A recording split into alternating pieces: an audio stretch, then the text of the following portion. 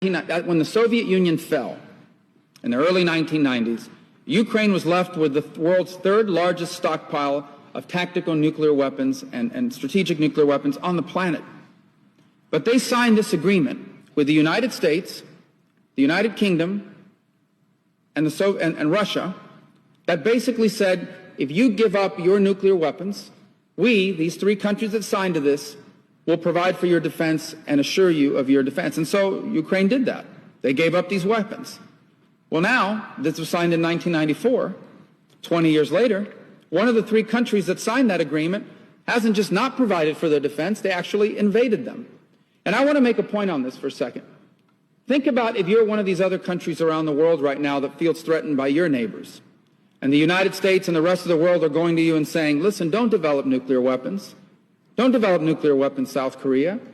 Don't develop nuclear weapons, Japan. Don't develop nuclear weapons, Saudi Arabia. We will protect you. We will watch out for you. What kind of lesson do you think this instance sends to them? I think the message this is sending to many nations around the world is perhaps we can no longer count on the security promises made by the free world. Perhaps we need to start looking out for ourselves. And that's why the Ukrainian situation is so much more important than simply what's happening in Europe. This has implications around the world.